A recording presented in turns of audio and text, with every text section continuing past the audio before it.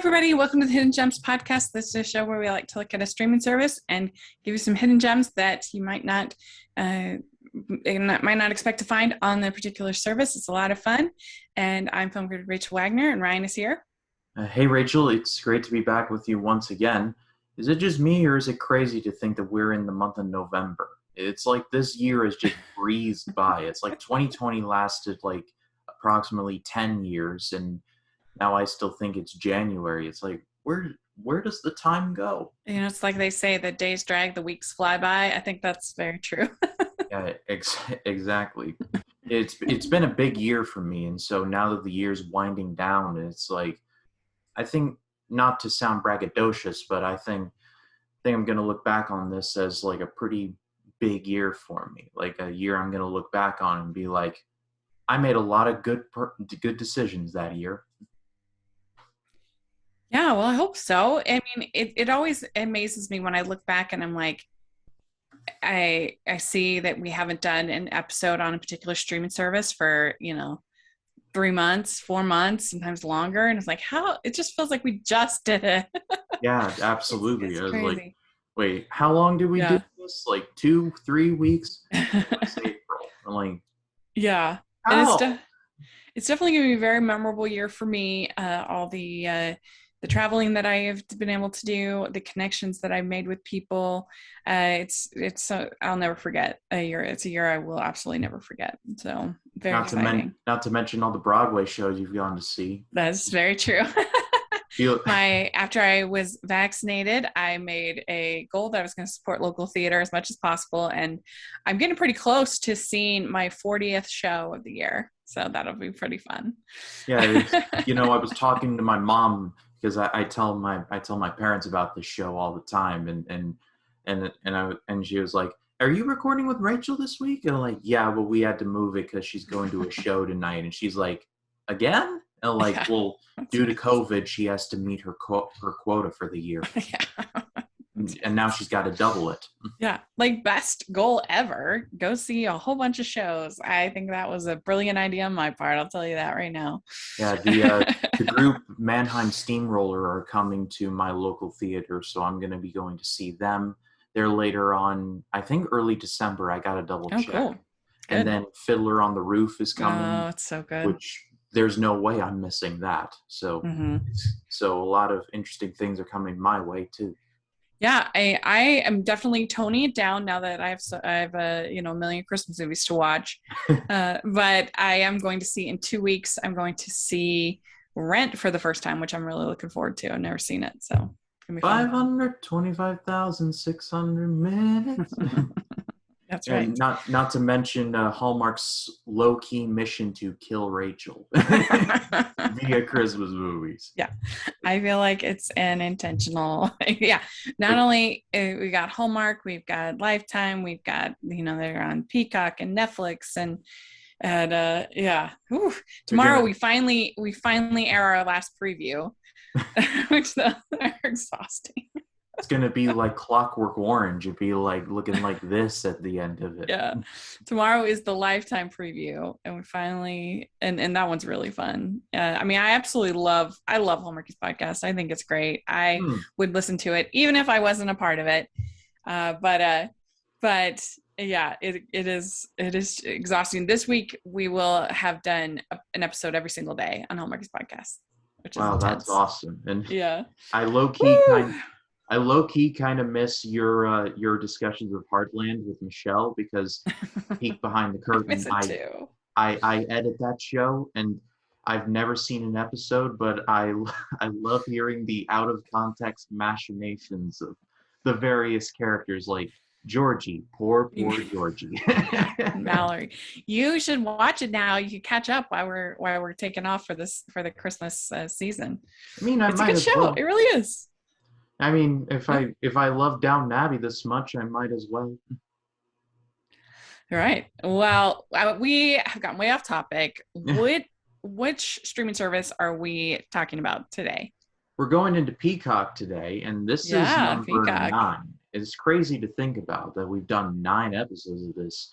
We have done so many, and it seems like it just started. Again, we're back to that same theme.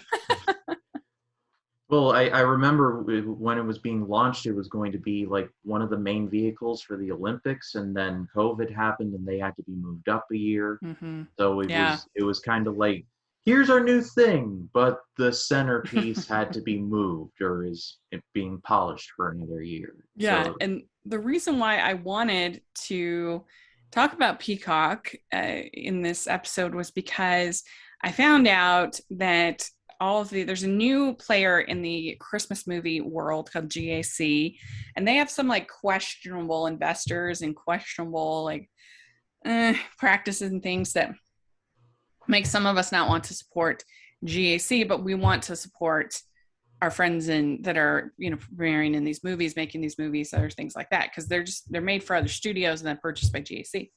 And so we found out that you can watch all of the GAC movies on Peacock. Yay! yeah, they're showing up to the metaphorical poker game. It's Hallmark, Lifetime, the Up TV. They're Yes. like, gentlemen, please deal me Yes. in. So yay, Peacock. Peacock seriously saved me from getting an ulcer. Like as soon as I found out that they were airing the GAC, it was just like, it was such, I mean, I'm not even joking. It was a huge weight off of my shoulders. It was such a relief because it has been very stressful. And I'm just grateful to have another place where I could cover the GAC movies and not be GAC. So that's why I wanted to talk about them this week. Yeah, I was going to say if they weren't like on Peacock where you have to use like say questionable methods.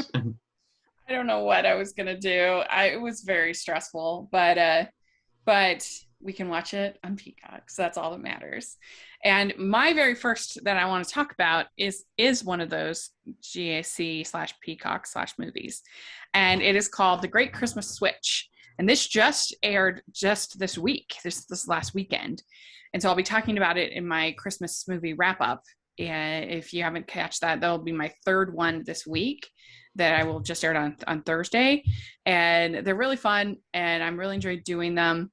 But the Great Christmas Switch is about it stars Sarah Lind as identical twins, who one is single and hates her job, and the other is almost divorced woman who she's having marital problems. And she has 2 kids, super stressed out about the kids. So they decide when her husband is going away, so she's going to be alone for the holidays, and they decide to switch places. And I love that whole thing. Like they kind of Freaky Friday it at all, but it's not like supernatural like Freaky Friday. And they switch places, and it was really funny. And I just think that's something that a lot of women. I think it honed in on something that a lot of women struggle with, where we envy the grass is greener, that the single girls envy the ones that are married with kids. The married women envy the single women and think they have it so easy. And so getting to have them switch and walk in each other's shoes, I thought was really good. And it was just charming and funny. And I like Sarah Lind a lot. So I enjoyed this one very much. Yeah, from the sounds of GAC, it kind of seems like a Touchstone situation where Disney wanted to make more near the knuckle movies, but didn't want to put them under their brand, so they formed Touchstone to get away with it. Seems like Hallmark is like, we need another place, so like GAC, come over here. Well, it was weird because it's founded by the ex-CEO of Hallmark, Bill Abbott. And he was kind of left in disgrace. And so that's why there's all kinds of controversy. It's a mess, but you can watch it on Peacock. That's the important thing. And this is a fun movie. Yeah, so. It seems, talking about the whole, like, the grass is greener thing you were talking about, there was a period like after I left high school where like when I was scrolling through Facebook and I would see all my friends, they'd be like either getting married or already having kids. And like I felt like the only person being like, Captain America Civil War was really good. Like I was that one guy. And it's like right. Now I'm still very single, let's not get that twisted. However, I'm actually more content with it, and maybe that's just the case of I'm waiting for the right person. but Yeah. I'm not in a rush, and I don't know where I was going with this, but I was Yeah, thinking that I about. mean, they say comparison is the thief of joy, and I think that that's really true. There you go. So, what is your first pick? Well, here's the first hard left of the episode, going from Christmas movie to one of the very few actually good golf movies. I'm going to be talking about Happy Gilmore. Now, before I go any further, I want to say Adam Sandler is a very nice guy, but I understand that a lot of his movies are very hard work. I know that a lot of people don't like them because, well, a lot of reasons that this is not the forum to go into. However, when he makes a movie that's actually pretty funny, I like to say, hey, this one's good, and Happy Gilmore is one of the funny ones. If you've never heard of it, it tells the story of a man named Happy Gilmore, who, despite his name, is actually quite the opposite. He's quite angry all the time, and the only thing he seems to be really good at is hitting things with either a hockey stick or a golf club really hard. And so he is inexplicably good at the game of golf and needs to raise a lot of money quickly to save his grandmother's house. Because of course there's a grandmother's house. And he gets coached by Carl Weathers, Apollo Creed, and he goes up against Shooter McGavin, played by Christopher McDonald, who must have been having the time of his life making this, because he makes this entire movie. Just the things that he says when there's a scene in a bar where he goes to Happy and he's like, "You stay out of my way or you will pay. Listen to what I say." And just Happy goes is like, "Why don't I just go eat some hay? I can make things out of clay and hang by the bay. I just may. What do you say?" And it's like, it's such like great like play and dynamic off of each other, because Yeah. Shooter McGavin is such like a mustache twirling villain. He's so close to being over the top, but now that I've seen this movie several times and I'm a golfer myself, I've known quite a few Shooter McGavins in my life. Now Shooter McGavin is like turned up to 11, but I've known some people like that. That's all I will say. And Yeah. this movie's very silly. I'm not going to get that twisted, and it's very much the Adam Sandler formula. So if you don't like his movies, you're not going to like it. However, I'm kind of meh on him. I like to give him a chance, and this is one of his good ones. That's all I will say. Yeah, he for a long time I felt like I had like made a bet somewhere about how terrible comedies he could make, and he was just out to top himself each time, especially Jack and Jill. I mean, oh my Oh, gosh, kill me jeez. now. But but I will agree. I actually, here's a funny tidbit. I was on my school's newspaper when I was in high school, and I was I did I wouldn't say I was the film critic for the school newspaper. That's probably a little overstating it, but one of the movies that I reviewed, because I'm significantly older than Ryan, was Happy Gilmore. I reviewed it and I enjoyed it. So yeah, it's kind of funny. I think it is one of his more watchable films. He is unhinged in his Yeah. anger and his things, but he still has enough laughs. And when you look at what he does later with, like I said, Jack and Jill, or That's My Boy, or Little Nicky, or I mean, it is bad. Ridiculous Six. Yeah. Oh my gosh, and that's hardly even counts as an actual film. It's so bad. So yeah, I can approve. I can. Yeah. Okay. Film criticism was in your bones. Yeah, I guess so. My second pick is from 2008. It's Definitely Maybe. And I think this is a really nice little romantic comedy that I feel like has gotten forgotten. It's got Ryan Reynolds, and he's basically he's there with his daughter, Abigail Breslin, and he starts telling the story about how he met her mother. And it ends up actually being a kind of a quiz about which one of the stories is actually between three different women is her mother, various people that he dated. And it's just it's a sweet, funny romantic comedy with a good script and good performances. So yeah, I think it's unfairly forgotten. Yeah, I remember. I can't remember when this came out in 2008, but I remember seeing the trailer for this. It's funny to think that Ryan Reynolds is now like Deadpool and in Red Notice, which I recently watched, and all these other movies where he was seeing him in something like Definitely Maybe just kind of seems weird to me. But he was also in movies like The Proposal, so I guess he's got chops in that area as well. Yeah, I mean, I haven't seen Deadpool, but I've heard that it actually has a pretty strong romantic Yeah, element to it as him and well. Lorena Baccarin have a surprisingly like good relationship. There are several scenes where it's very much a Deadpool movie, so there's a lot of fourth wall breaking. It's very vulgar, incredibly violent, but there's actually a pretty strong undercurrent of genuine chemistry between these two, and it's like it's it's filtered through the lens of a Deadpool movie, but considering the fact that it was done so well in a Deadpool movie, it really says something. Yeah. Yeah. So I think that's actually like a strength of his is actually the romantic comedies of his in his movies. And he should lean into that even more. Uh, but what is your next pick? So my next choice is from 2006, and it's a movie that I enjoyed when I first saw it, but the more I've seen it and the more context I've gotten around it, the better it's gotten. And it's called Mr. Bean's Holiday.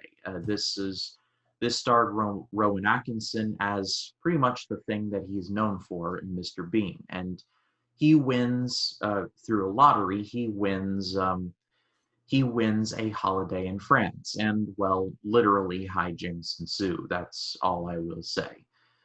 Mr. Bean is pretty famous in the UK. It pretty much turned Rowan Atkinson into a household name, and he would have other roles like Johnny English and have his hands in comedy still to this day. However, he is Mr. Bean. Like there's no getting around that. And I think there's a I think people didn't really understand this movie because it's even though it stars American actors like Willem Dafoe's in here, this still feels like an English movie. And so I think that's its one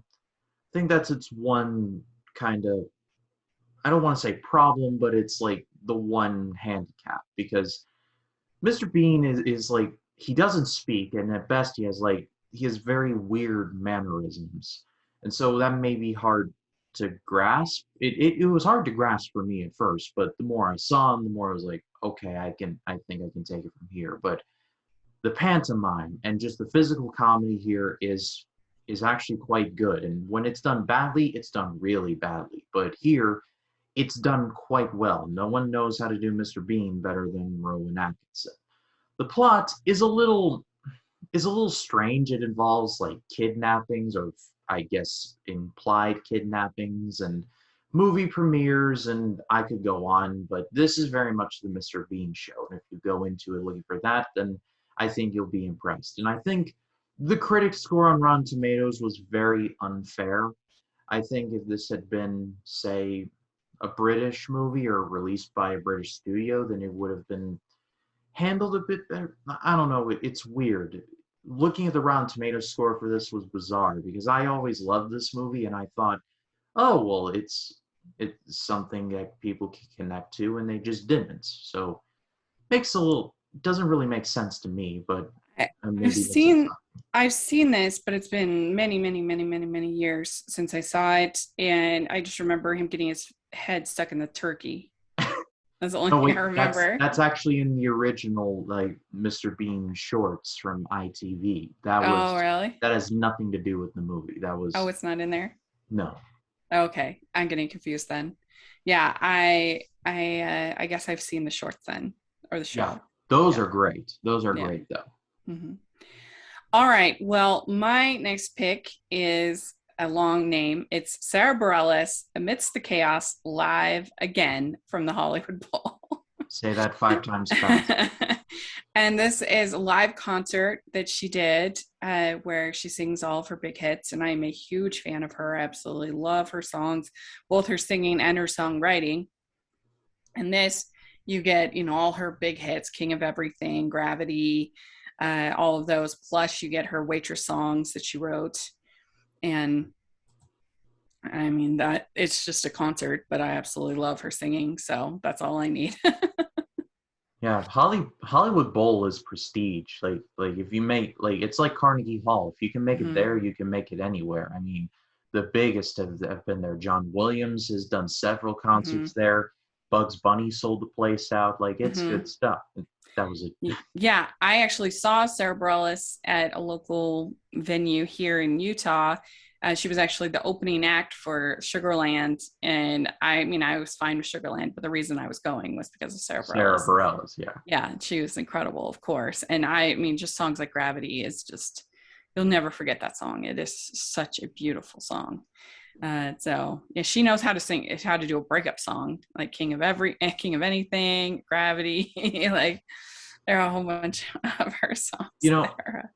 is there John Mayer had a song called Gravity. I'm not sure if they're just two different songs I with the think it's a same different name. song. I think. I was Yeah. thinking so. Mm-hmm. But yeah, I'm a big fan of hers as well. Like I'd like to see her in concert. I'd like to see Michael Bublé in concert. I love his voice. Like Mm-hmm. there was a period in high school where I would listen to his album. Now I can't even remember the name for it, but I would listen to his album and like he kind of sounds like modern day Frank Sinatra. If you Yeah. were to close your eyes and think to yourself, that's Frank, right? And like, no, like it's not Mm-hmm. a rip. He's not a rip off act. I mean that as a Oh big yeah, he has his own songs too. So it's a mixture of the Great American Songbook plus the original songs. So he's great too. I love Michael Bublé. Just got to see him in October, so that was incredible. oh, But that must yeah, have been Sara great. Bareilles, amazing. So, what is your next pick? So my next one, and this is walking the tightrope of a hidden gem because it's based off a very successful musical. However, this adaptation I've always just liked for some reason. It's The Producers. The Producers is, of course, a musical. It won pretty much all the Tonys. I think it held a record at one point for the musical that won the most Tonys. I think I might be wrong on that. I'll have to look it up later. But the movie is about a producer named Max Bialystock, played by Nathan Lane, who has just made a musical and it was a big flop. And so he knows that he's got to make a big one fast to settle his debts. And his new accountant, Leo Bloom, played by Matthew Broderick, posits the idea of, if you did the numbers right, a flop could make you more money than a hit. And so the mission begins to find the most repugnant musical you could ever ask for, and they find it in the form of Springtime for Hitler, a musical that would never be made today, but that's neither here nor there. This musical is so silly. It comes from Mel Brooks because, of course, Mel Brooks would make something like this, but that's what makes this good. Like this movie is so this is this is so funny. The songs in here are so well done. Never thought I'd like Will Ferrell. Like this is one of my favorite performances of his. He only has like one or two like scenes, but he's great here. Love the chemistry between Nathan Lane and Matthew Broderick. I think they were in the production as well, the one that won all the Tonys, which great choice there. Uma Thurman is in here too, and she's awesome as well. There's a lot of great songs, a lot of pretty memorable dialogue. I have not seen the original with Zero Mostel and Gene Wilder. I've heard that's good. However, this is just so much fun. Of course, Mel Brooks, he directed the original, and that was his first big breakout hit that he had. And I had forgotten that. Yeah. And so that's why he ended up doing this one. And the original is more mean spirited, like, and some people will like it for that because it just kind of goes for it, whereas the musical is like a little softer. It's not quite as mean. I don't know anyone else to say it. But yeah, my number one would be the musical, second would be the musical movie, third would be the original film. It's just not my favorite comedy, but I recognize why other people really enjoy it, have different sense of humor. But yeah, the addition of the music is really really fun and enjoyable. So I can see why you picked it. I think it is a little underrated. Not the original, but the I think the musical is a little underrated. So. Mm-hmm. All right. Well, my next pick is another Christmas pick. And this is from 2018. It's called Christmas on Holly Lane. And this definitely feels more like a a TV pilot than a movie. So that's like a flaw, but it just goes places that these kind of Christmas movies never go. So I think it's kind of refreshing.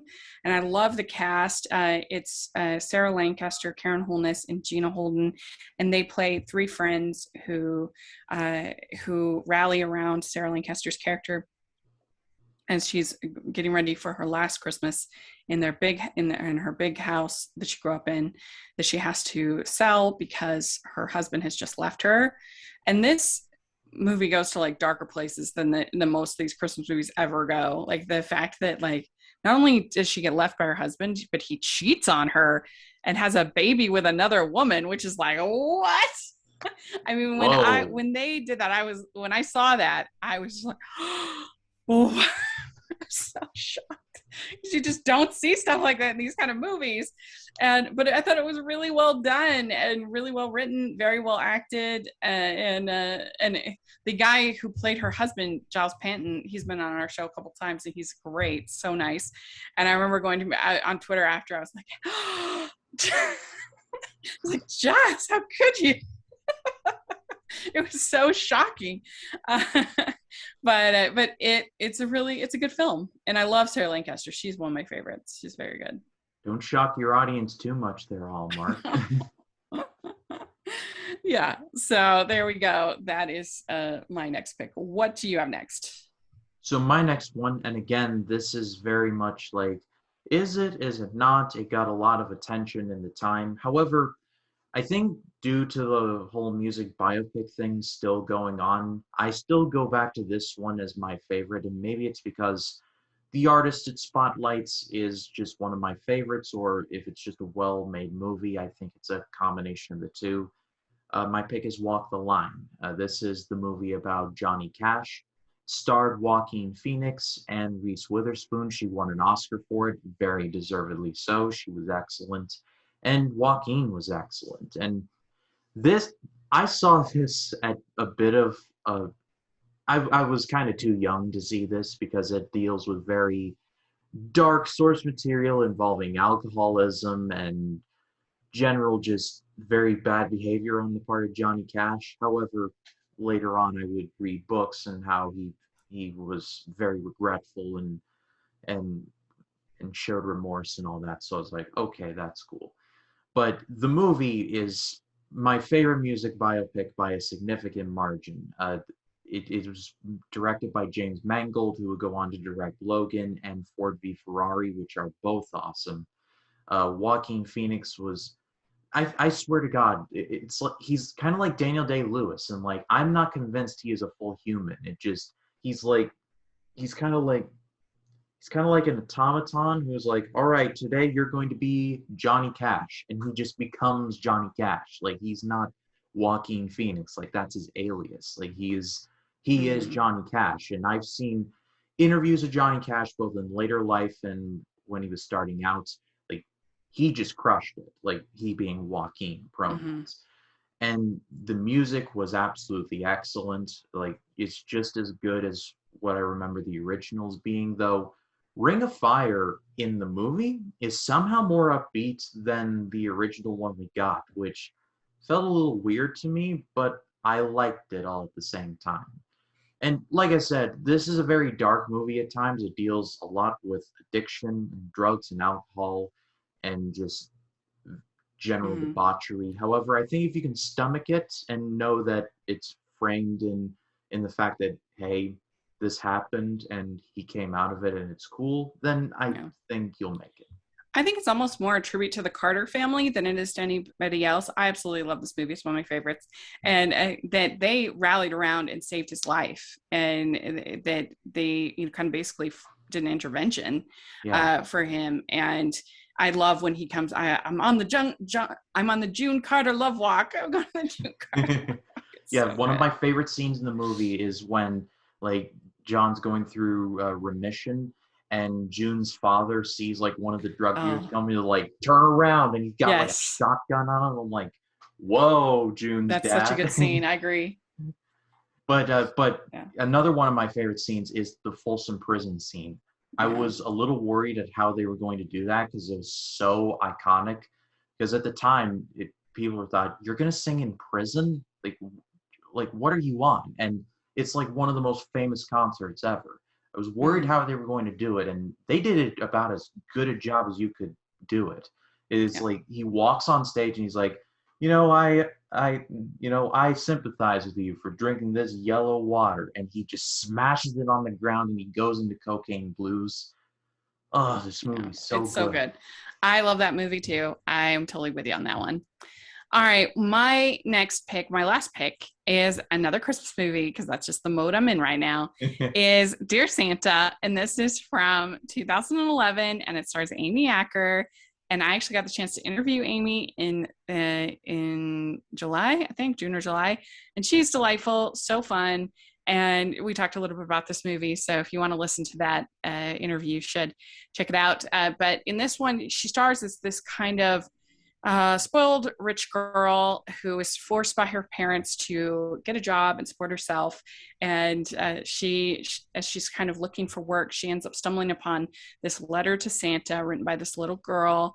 And the little girl talks about how her dad is very unhappy, and and so she goes and she finds him, and of course she doesn't tell them that they have she has the letter, but she helps with his food kitchen, his soup kitchen, and then they of course fall in love, and he's dating like the worst person in the world who's like, oh, he's like, I'm gonna send the little brat to boarding school.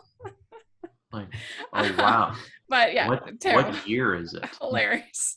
I mean, this movie's not without its cringe, I admit it, but I think that Amy is so cute, and overall her relationship with the little girl, and I think it's almost so over the top with the girlfriend that it's kind of funny. You know, it kind of swings the other way, and so it's just enjoyable, sweet little Christmas movie. That also involves someone saying, "You're going to boarding school, Yeah. Oh kid." yeah. Seems a bit weird, but okay. I mean, that's like a classic kind of evil stepmother kind of a thing of like, I'm gonna send it. Like it's the same way with Vicky in Parent Trap, or Meredith Blake, send those little brats out to boarding school. It's like, what year is it, movie? Or what year do you think it is? So anyway, you should watch it. It's good. It's actually directed by Jason Priestley randomly. So yeah, there you go. What is your last? So my last choice, and I'm still off a bit of a Halloween high. I watched honestly too many scary movies last October. One of them I did a review of for my Scary Mania series is An American Werewolf in London. This was directed by John Landis, who was just about or at the height of his powers. He had directed Blues Brothers the year prior. I believe he directed Animal House a couple years prior to even that. So he was on a hot streak, and it tells the story of a couple of hikers who get attacked by a werewolf. One of them dies, while the other is about to be mauled. However, is just bitten, and basically he's on a bit of a time limit, as when the next full moon comes, he's going to turn into a werewolf with a rather pronounced lust for blood. And this is a very dark movie. I remember seeing this a while back, but I rewatched it just for the review, and I forgot how dark this movie is. It's not an easy watch at times, because people think of werewolves, like they think of one idea or another. Like if you become a werewolf in the world of this movie, it's like a fate worse than death, because you do all these things. You don't know when you're going to turn to a werewolf. I mean, full moon, but once you do, you just don't remember any of it. You wake up in a strange place and be like, what? How did I even get here? The main actor, I can't think of his name, but gives a really good performance. And I believe I said in my review, it's sad because he never really went on to do much after this. And he did a really good job. And I would have figured that he would have gotten a lot more work after, but that wasn't the case. He got like smaller bit roles. I believe he was in a Hallmark movie. I can't remember which one off the top of my head, but the draw of this movie is the effects, and the effects for this were done by Rick Baker. He won an Oscar for it, the inaugural Best Makeup and Effects Oscar. That was very well earned, because when you see the final werewolf, you're just like, wow, that's crazy. And even then, you see like dead bodies, and they're just almost a little too real. It's very near the knuckle for a type of movie like this. I mean, it's pretty much at the knuckle. So be prepared. But I recommend any horror fans, if you have not seen this somehow, then check it out because it's great.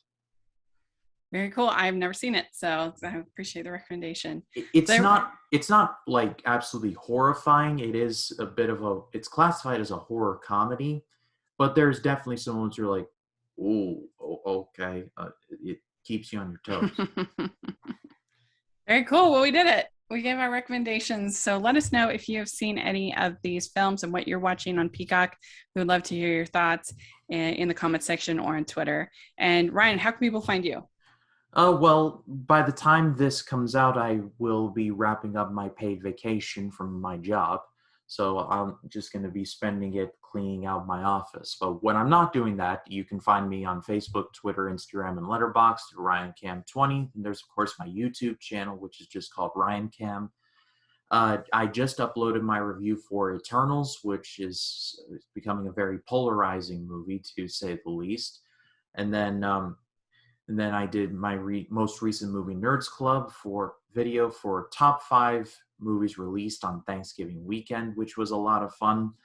And then I'm going to have my Denis Villeneuve ranking come out for Dune.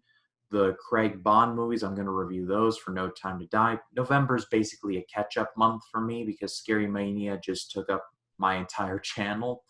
And then I'm going to be covering the last of the Studio Ghibli movies before I would have seen and reviewed them all. So if you haven't checked me out, please do. Great. Yeah, y'all should definitely check it out. And you can find me at Rachel's Reviews, all over social media, iTunes, YouTube, and on Rotten Tomatoes. So take a look at that. Going to be having my review of Encanto coming up soon, so make sure to take a look. And then also we have the Hallmarkies podcast. Make sure you're following over there. It's really fun. And we've got the Patreon group and merch store. Please take a look at all that in the description. We'd sure appreciate it. So thanks so much, and we'll talk to y'all later. Bye, everyone. Bye.